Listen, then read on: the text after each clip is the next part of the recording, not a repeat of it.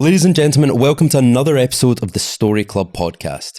So we're going to be starting with a new model today where we make the episodes a wee bit shorter and succinct because I realise as much as I love telling the stories of my guests, it's almost you guys come here for the value to get lessons out of it. So whilst I want to get the story across, I want to make sure there's learnings continuously throughout there for you. And with that and zero pressure, allow me to introduce Sam Kitching. Well, most people call me Kitch, but it's the Instagram name. Yeah. So Josh will probably call me Kitch, but yeah, no, Kitching. But yeah, no pressure on the values. Please. No, not at all. Listen, we did a wee we've caught up a few times, especially through Josh, who you just mentioned, who's a mutual friend, and we kind of spoke about your values. Yeah. So I think it's very easily going to come across in everything we talk about, which we can just be on the nose about it right now. Yeah.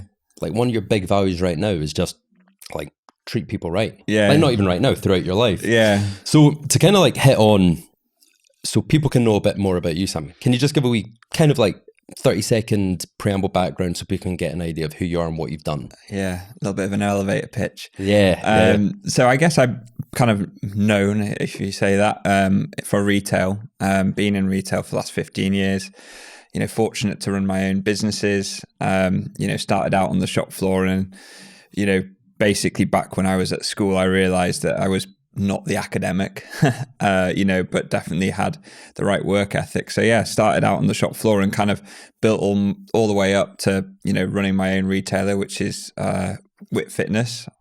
No longer a part of that in the day to day, but still very proud of that. And then from there, I've kind of gone on to more direct to consumer businesses, recently been at NoBull running their international business. But yeah, really throughout my kind of career, it's always been, the retail side that's, really interested me, but also where I feel I found my place. And then you talk about, values, I guess, from my ups and downs and the experience and everything I've kind of learned along the way. I feel like, over the last kind of year or so, I've really appreciated what's important to me, and that's where I'm going to focus my time and energy and effort for what's next, I guess. So from a personal interest, and anyone who's curious about retail, I grew up in retail as well, on the shop floor of like a men's retailer, did stockroom marketing through that. What's your views of the evolution of retail as the years have gone on, right? Because where I worked, 50-year-old bricks and mortar retailer, quite traditional in its values, customer service first, all that. And I experienced, it's like you said, you start on the shop floor and that path continued you in retail. Yeah. But like some people work in the shop floor and hate it. And also maybe the changes in generational, I'm happy for you to correct me if I'm wrong, like they say it's harder to hire people into hospitality and retail now because people don't want to do it. Yeah. Why do you think that is? Do you think it's a lack of work ethic? Do you think it's that it's worse than it used to be? I think it just depends on the environment. Do you know what? This is so weird, but retail really excites me at the moment because when I started my last business, it was very much like e-commerce. It was like, how do you be the most convenient e-commerce business with a great collection of product, and convenience was everything. And brick and mortar suffered because of that, and then with COVID, what actually happened, or what I believe I'm seeing, is that brick and mortar now has a place again because I feel that people really want an experience, and people want to go back, when they are spending their money, especially in this climate, they really want to be thoughtful about it. And to get that feeling and that experience that people are looking for, it comes through brick and mortar. I was super fortunate when I started that I started on the shop floor of a running retailer. And at the time, that retailer was kind of quite forward thinking, and they introduced gait analysis in the late 90s. Sorry for those listening, what's gait analysis? So gait analysis is ultimately when you check your running gait. So when you run, as a road runner, most people are neutral, which means they're quite stable.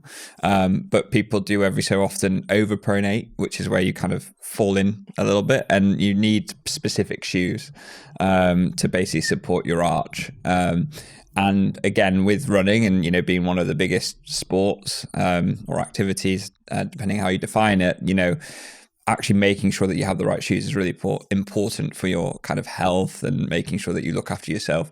And again, when back in kind of, as I say, the early 2000s, gait analysis was just coming about, and the retailer I work for, up and running, that still exists, were kind of the first to really push gait analysis. So you as a consumer, when you came into the store, you know, kind of the USP was you come and do this gait analysis and you understand what shoes you need, you know, so that really stood out for me, you know, from an experience perspective. It was the point of difference. So me being put into that environment massively benefited my viewpoint going forward, an understanding of the need for that, you know, in the sense of the point of difference, the experience. Then, you know, you walk away as a customer not just with a product but with education, with knowledge, because you are informed on something that you didn't know before entering the store. So at the time, that couldn't really be replicated online, that experience. People would have to come in to get that wisdom, that knowledge. And I'm like, you know, mid-30s, and I don't know if you remember Lily White's of old, but I always reference this. But,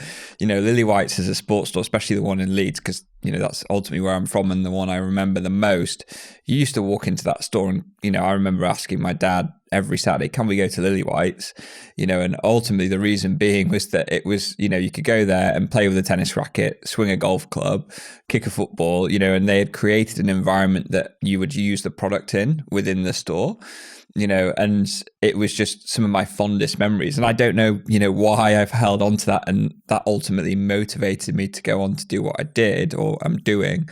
But there's certain things that just stand out. And I'm sure you probably had that with, you know, previous guests, where like there's certain things within their journey and they're like, that stands out. The gait analysis up and running. And then as a consumer going into Lily White's, you know, that was for me at that time, like something super memorable, and really like they were above everything else. And then unfortunately, you know, when in the kind of, I guess, 2000s, you know, it really moved online, you know, and stores became a little bit complacent, you know, and I look at, say, a store like Sports Direct, and they've really evolved over the last kind of 5 years and really kind of got back to what, you know, Lily White's was ultimately. But prior to that, they were very much like Pilot High. You know, yes, there was a level of, again, convenience. They had broad ranges of product, but there was no experience.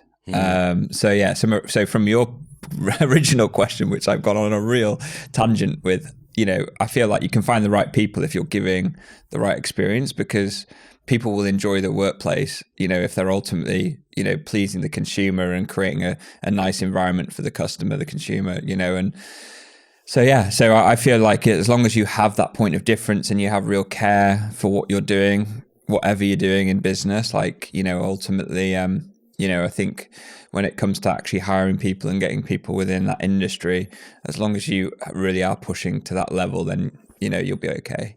But yeah, I think if you're working in a very bog standard store on the shop floor, it's very different. Well, so that nicely ties into the building of, was WIT Fitness your first entrepreneurial venture? Because it wasn't. It was definitely my first one where I would say it was a real business, you know, so tried a few things and failed prior.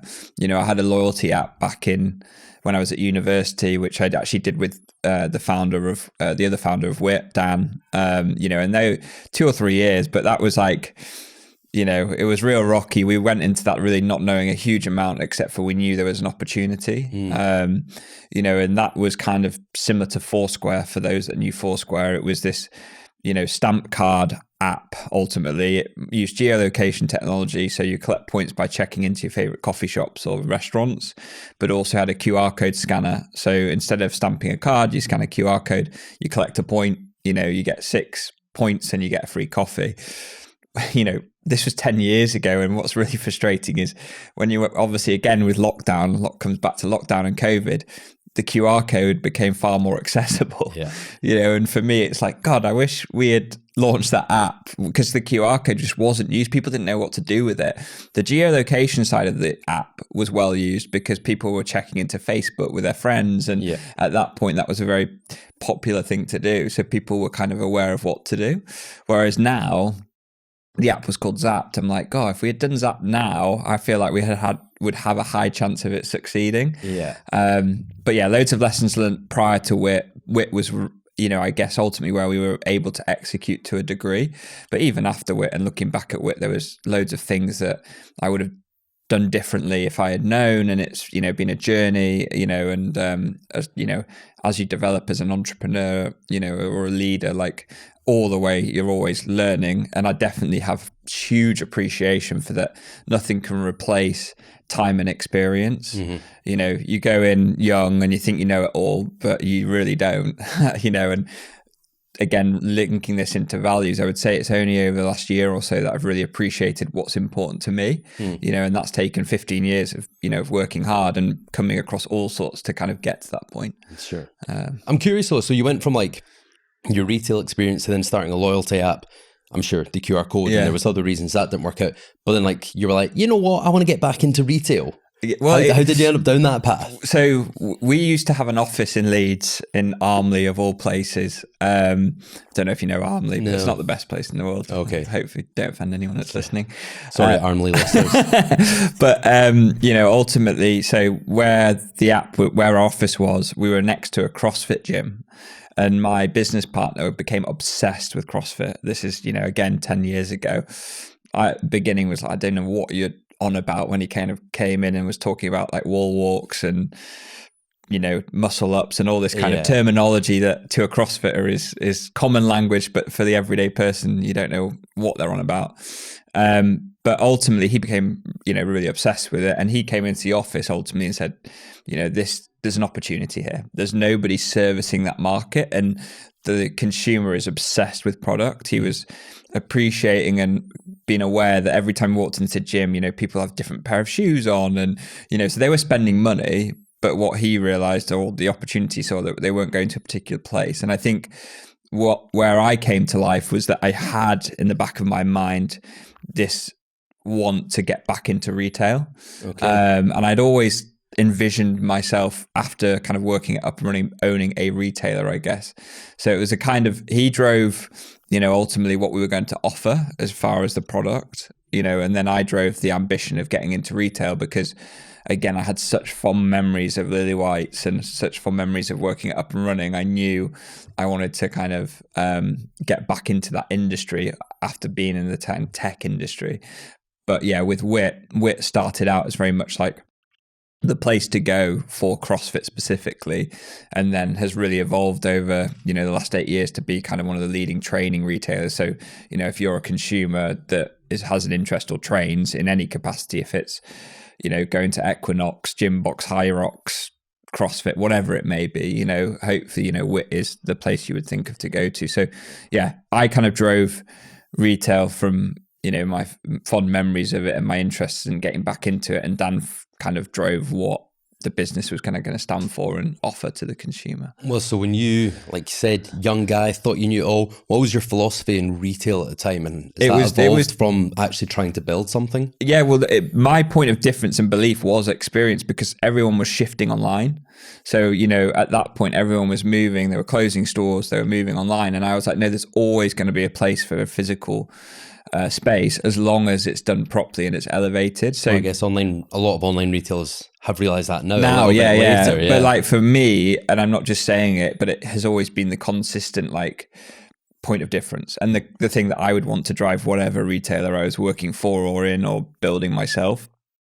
And our point of difference is, you know, ultimately I actually got a job in between the tech company and the retailer at another retailer, where I was like, shit, I need to start paying the bills, because, you know, Zapped wasn't doing it basically. And we also needed to move to London for Zapped anyway, because we had built this app. We were ultimately doing it in my hometown, which is Harrogate. You know, you have 70,000 people as far as the population, you're only going to get so far. You know, if you want to build something, and we've fortunately got onto a Google kind of growth mentor program.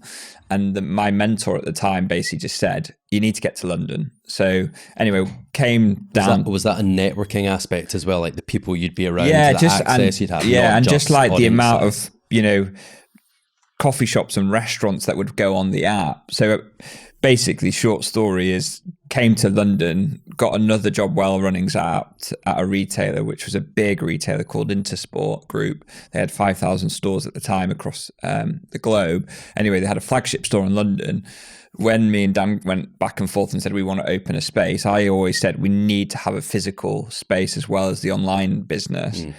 And did you have intent to open both at the same time? Yeah. So interesting story. So first year. So anyway, worked at this retailer. They had a basement. We subletted the basement, started WIT in the basement of this other sports store. So we had no fascia. Like, you had to walk through this Intersport store, and basically, if you knew, you knew. If you found us like on our Facebook group or Instagram at the time, you knew that you could walk through a store and go downstairs and find us. It's kind of like a speakeasy. Yeah, I was going to say you guys are like a sports speakeasy. It was, and it was like Aladdin's cave for that CrossFit consumer. And you walk down the stairs and you could smell the rubber flooring. We had a squat rack, we had a tire, all of the kind of aesthetic was very much like it was showing, the kind of environment you'd use the product in. Okay. And that again was this point of difference. And I was quite determined to make sure that was the case. And that was to run parallel with the online business. But when you looked at our revenue and success in year one, 80% of our business was in store and 20% was online. And then in year two, 80% was online and 20% was in store. So were you beating yourself up at the end of every year, being like, if we were more visible, imagine how much higher it could be? Well, I think from it gave me confidence that having a store was needed, because it created well, first of all, people understood and appreciated that real people were behind it. It was very, people appreciated that it was Dan and Sam, that were running this, and we had a great team at the time as well. And we really knew you guys were in the store all the time, so people would and we see knew our online, community, see in store. Okay. And that really helped build our kind of profile in the sense of as WIT. And people really kind of were loyal to that. And again, these are all lessons learned. It was like, people now, they really want to feel a part of something. Again, if they are going to spend money, they want to know that where that money's going, and they want to be a part of it, and I'm sure you hear about it, buzzwords like community, authenticity all the time, but they can be real in the sense that they can have meaning if you're not just jumping on them being buzzwords, if that makes sense, and you actually have real understanding of what they mean, Well, so I guess moving into like the CrossFit industry was almost a hack, because like CrossFit has a built-in community. Yeah, obviously you built one around WIT, but you that already had like these rabid community, people. So how would you? It's not. I don't mean in a bad way, but you played off that community to kind of build your own within it, right? Yeah. For other people who may be listening, like it's like you said, community, authenticity, like words that are thrown around. How can people do that real and authentically? Well, I think so. Not to skip a step. So I'm, basically have just launched or launching a venture studio, so a VC firm, and that's kind of one of our key pillars. Or two of them is community and authenticity. So good questions relating to that as well. But ultimately, you have to have an interest in what you're trying to build. If you came to me and say, Sam, have you seen CBDs kicking off, and I'm going to go after it. And then I would start to challenge you on your relationship with that industry, and if you had no relationship with it, I would struggle to have a relationship with you, and I'd struggle to invest in it. So, for us as a venture studio, it's really important that you have a real relationship with what you're trying to build, and be part of the community, or have a real appreciation for the community. And that instantly, or that is what leads to authenticity, So I think, like with CrossFit, I wasn't a part of it, but Dan was, and Dan pulled me into it. And I very quickly, after 6 to 12 months, became part of that community, and a huge appreciation for it. And Dan was authentic at the beginning. I potentially wasn't, but then I became more involved in it, and me being involved in it created more success because I had more appreciation for it, and, so for us, it's really, really important. And I think it doesn't mean that I think if somebody comes to us, they have an amazing idea, it might just mean our relationship with them and their relationship with the idea in a way might just take a little bit more time to build out if they're genuine with what they're trying to achieve. But I feel like for us as investors, it's a lot easier if, and really quite important that they actually have a relationship with the pre-existing community. Well, so that's the authentic part. But because you've got lots of people who really are passionate about certain areas, whether it's something as well known as CrossFit, maybe something more niche like stitching pillows, which maybe isn't niche. People are looking for community, that sense of belonging. Yeah. And some are trying really hard to build that, to create it, to find it online on places like Instagram, TikTok, find their people, find their tribe. Yeah. But it's hard because things are so noisy out there. So how can people break through the noise? And not even in a selfish way, build the community around them, but like, how can they build a community? Like, what's your top tips there?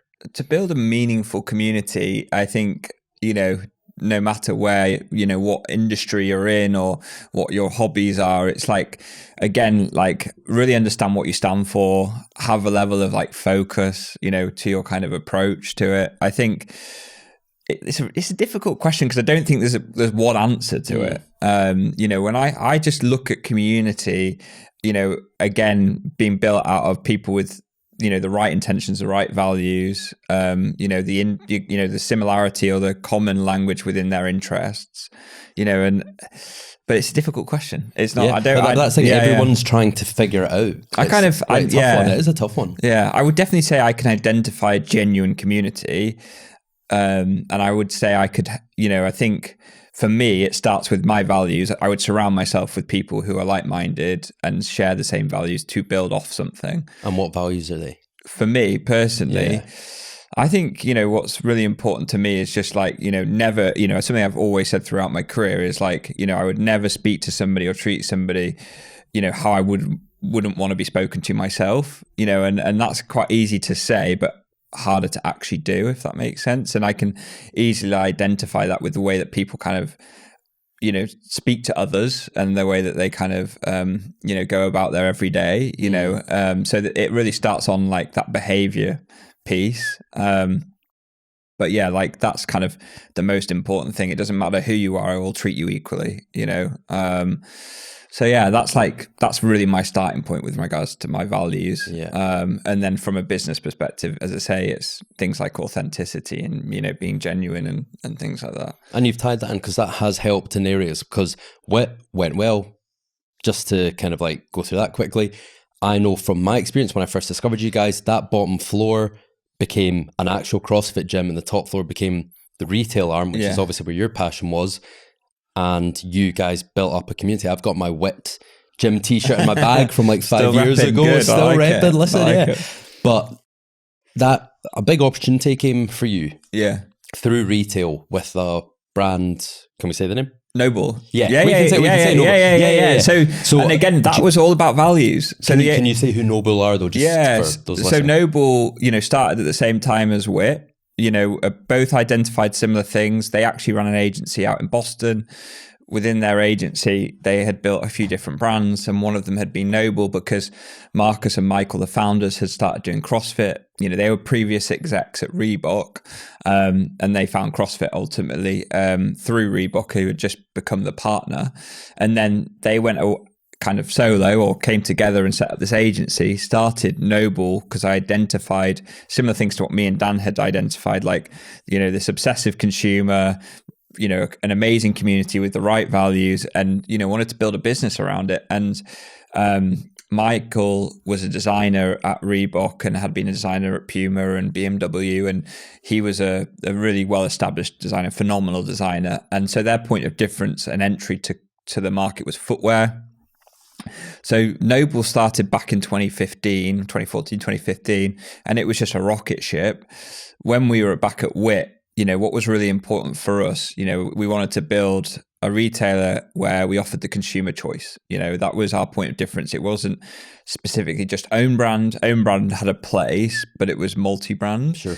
And we wanted to identify niche brands as well as the bigger brands, the Nikes, the Reeboks. And we identified NoBull. We basically, through a friend of ours or, a guy who kind of helped us in the early days, a guy called James, he said, guys, you need to check out this brand in Boston called NoBull. And we jumped on their social. It was on their Instagram and they hadn't actually launched anything. It was just great photography that Michael had taken, but it was enough to go, this looks fucking cool. Good brand-led business. And so we reached out. We eventually convinced Marcus to come over to London to see what we were doing, and then ultimately when they launched, we were kind of their global exclusive retailer. And so they kind of really hit the ground running in the US market. And then we really helped build out that, kind of credibility here in the UK and the EU, and help really kind of build their brand here. And Michael and Marcus from day one, and also Todd, who was kind of employee number one, like every time we spent time with them, we just got on. You know, we would probably spend like twice a year, we would just all get together and we would share thoughts, stories, you know, really kind of knowledge share. So it's back to that matching values. Yeah, and you that could just feel they were good, wanted to do. So I really felt like I was a part of NoBull straight away, you know, and I feel that they probably felt they were a bit a part of WIT as well. And so in lockdown, I ended up, you know, kind of just saying to myself, you know, I've really enjoyed the journey at WIT, but I've still got loads more to learn. You know, and NoBull was a rocket ship. You know, it was, you know, I don't know, by 2021, I think it was, you know, 10 times the size of WIT. You know, it was crazy. It was, and that's, you know, it was a real, you know, brand on a mission, so to speak. And anyway, so they had kind of come to me and said, Sam, like, would you ever be interested in kind of working, you know, on the other side of the table? And you know what I mean by that? It's just the direct to consumer side. You know, we're really looking for somebody to build out the international business, but specifically the EU and the UK. And for me, it was like, it was you know, an opportunity I just couldn't turn down, given huge. You know, given their size. And you know, I kind of agreed with Dan to kind of move away from WIT, from the day to day, and just, you know, knew that Dan, you know, WIT first of all was in safe hands with Dan, and Dan would, you know, do a great job of continuing to build that brand.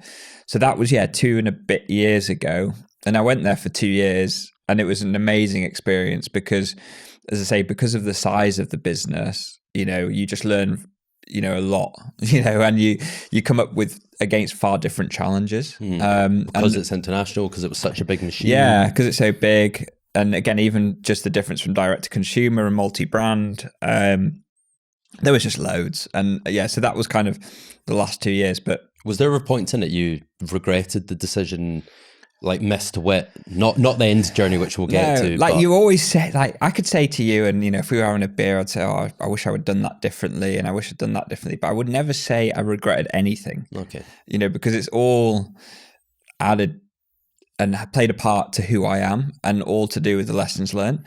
And to be honest, NoBull was pretty wild over the last 6 months, but you know, and I wish things had kind of worked out slightly differently for certain people, but I selfishly don't regret what happened, in the sense of like what I learned from it and what I took from it. And just to say what happened, like to simplify it, they've shut European operations. Yeah, so we don't, well, now it's just focused purely in the US. It's kind of, again, with the economy and with everything going on, like so many brands are just focusing on the US business, rebuilding, and then kind of like going to go again, so to speak, from an international perspective, which I have total respect for. And, you know, it's a shame. I had a really good team, you know, that around me and stuff, but it's then actually meant that, you know, I've gone on to do something else and create something else that's equally exciting. And I'm going to take all of those lessons and help, you know, hopefully other business leaders, executives and entrepreneurs kind of build businesses and brands, and hopefully avoid some of the challenges that I've had through Zapped, WIT,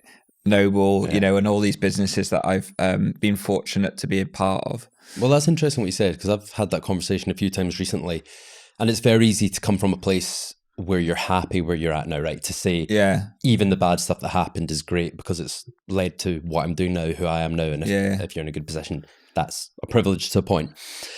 But you're at a point in your life and career now where you feel you've got value to add across the board, right? Yeah. So what's kind of clicked recently that's made you realize that? Like, what's obviously, do you know what, so when we started WIT, you go in with this mindset of, I'm going to build a business and we're going to get to 1 million, right? You get to 1 million, you're like, I'm going to build a business, we're going to get to 10 million. You get to 10 million, you say, I'm going to build a business to 20 million. And for the first, bear in mind, I was in my mid-20s. For the first 4 or 5 years of, I guess, being successful, it was kind of always financially orientated. Yeah. And then I've now got to a point where I'm really fortunate. I've got, you know, a great partner, great friends, great family, and that financial, don't get me wrong, I absolutely enjoy the financial rewards of being successful, you know, if that makes sense, being, you know, what success brings, but that isn't the priority. The priority is to be surrounded by good people, you know, and that, I guess, comes down to values again. It's like, you know, I'd rather work with good people than make loads and loads of money, because I know I'll have far more, happiness, enjoyment. I'll wake up in the morning and actually look forward to my day. Well, so that almost plays way back to the community aspect, right? Yeah. It's like finding this community of like-minded people who you enjoy being around and learning from. Where does that play into, the big P, purpose? Yeah. Is your purpose to find and spend time with good people? What would you say? Two things. My purpose is to really deliver the best consumer brands, because I feel like I'm very fortunate that I have an understanding of that. And then alongside that is to help people. I've spent I would hope people would agree with this, but I spent the last 3 or 4 years helping lots of different people. If it's friends, finding the right roles for themselves, if it's just giving people advice, if it's mentoring people, and I'm fortunate that people even want to spend time with me, but I really enjoy it. And that is my purpose, is to help people, and so that's kind of been the starting point to the next venture. It's a beautiful segue. Yeah. It's helping people, people who are very similar to me, have got to a point where they've got this belief and self-belief, and rightly so, to build their own business, but potentially don't have the experience. Well, so what is it and what are you doing for them?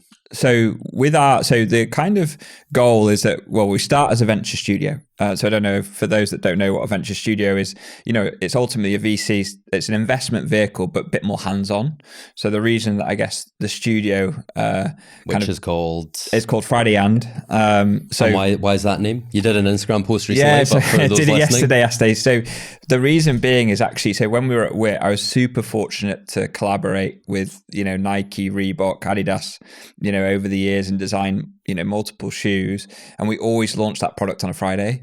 And I had the best team, like just people who would be willing to come to my house, stay up till midnight, watch the launch, put in the hours to make the product happen in the first place. We always launched on a Friday.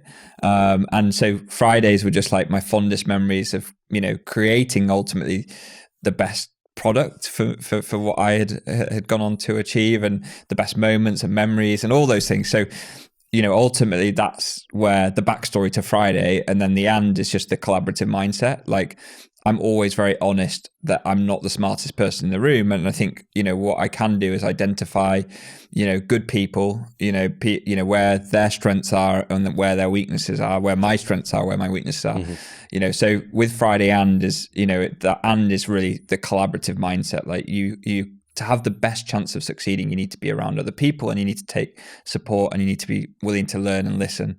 And that's also the ethos around Friday and, right? Absolutely. You're going into businesses, finding what those business owners do well, what they don't, and plugging those and gaps. Helping them. And that's why we're a venture studio, is that, we come in as a partner, and that's really important. And to start with, specifically focusing on, consumer brands, really focusing on health, wellness and sport, given that's, my background, and I've got 4 amazing partners within the business, and then, great team behind that as well. So yeah, I'm really excited by that. And that's kind of the next step for me. I'm curious, see if you went into a business, somebody approached you looking for your support. Yeah. And you said you've got a good read on people. So maybe you got like a iffy vibe from the person, but the product they were building, the community they've maybe inauthentically built. Would you say a straight up no to that? Or because you maybe think they're working on something great here, maybe they're not the right person? Like, would that be a wobbly gray zone? It would definitely be, I would need to spend time with the person. Yeah. It would be, the person is more important than the business plan.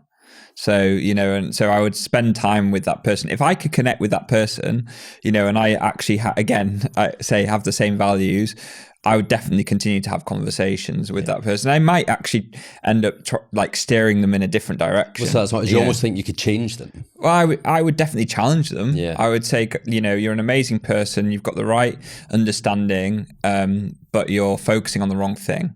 And I would definitely help them. But as I say, look at my journey with WIT. There was enough to justify that move with regards to my interest in retail, but I wasn't passionate or authentic to CrossFit, and that became. So you have to kind of really break the person down or the idea down and understand, like, for example, if that person really had that strength and interest in retail, that made total sense, but you were just semi-questioning what they were actually offering as far as a product, I would have to get to know that person more and really understand where that's come from. What if they're where you were, where you said it was like fully money motivated?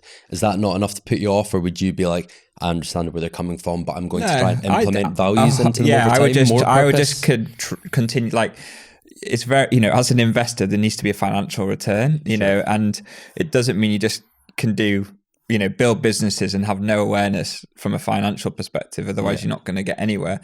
But I would definitely educate them, and I, really educate them on balance, priorities, all these things. And you can still build a really successful business, and something of value. But if you're just short-sighted, or not short-sighted, but if you're motivated by money, which leads to taking kind of shortcuts and making bad decisions, that's where I've kind of got a problem, or not a problem, but would want to educate. I just wanted to challenge that mentorship side of you and see like where you'd kind of direct it. Yeah. So Sam, you've done a ton in the last like 10, 15 years.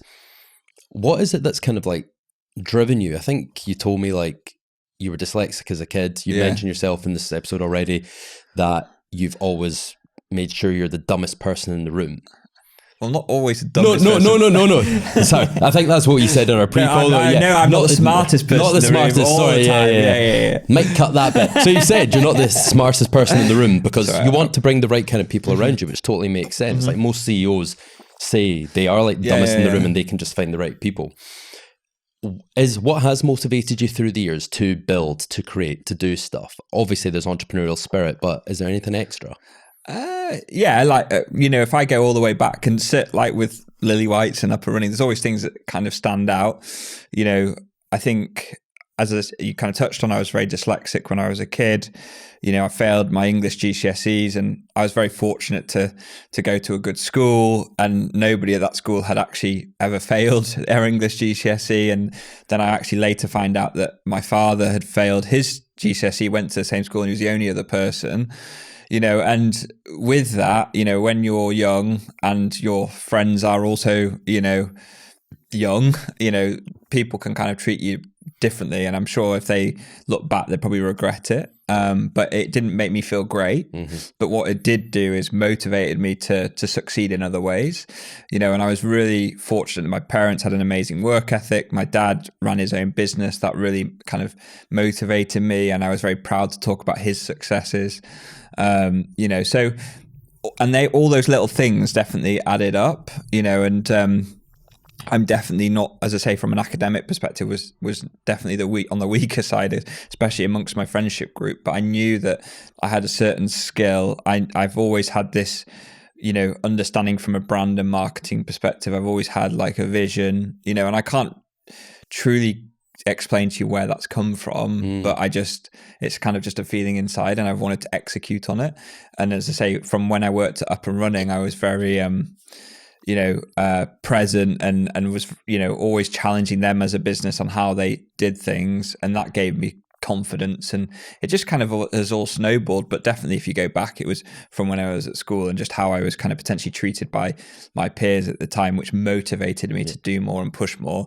And then over the last 10, 15 years, through some of the stuff I've had to go through family and friends, and the kind of the emotional roller coaster from all of that, what actually has come to me is just this real importance of values. Mm-hmm. It's just like my journey has kind of led to that, if that makes sense. Yeah, no, it does. So you think for like a lot of people to figure out who they are, get better at business, get better at anything they want, trial and error, try, go, try, go, and it's just like best. your journey and experience. And like if something's really important to you, and it makes you feel really good, and just double down on that, and really like take a step back and go, actually, this is when I'm at my happiest. This is when I'm like at my best. And like, I know it's hard because when you build a business, like just time flies. Like you can easily get so wrapped up in it, and then you forget to kind of enjoy the moments and also, register the moments that you get that enjoyment from. And as I say, now I've had time to think. And when I, was building out the kind of business plan model and idea but with Friday and the reason Friday and as a name came about because of those real fond memories. Yeah. And they're more apparent now. And I wish at the time I probably had spent more time enjoying those moments. I did enjoy those moments, to be fair. And there's a few funny stories for another time. But I think it's just, everyone goes on their own journey, but if you do have an opportunity to kind of take a moment and think about what you actually enjoy doing, like double down on that. I love it. Sam, for people who are listening, how can they follow the journey of Friday and how can they find out more? How can they check you out? So Friday and we launched kind of officially in February, which is really exciting at the moment. You can go on our Instagram, which is Friday and follow me, Sam Kitch London. But yeah, hopefully going to be doing more of this stuff and just spend more time. Love, speaking to like-minded people and doing this stuff. So yeah. Great. Sam, thank you for coming on. No worries.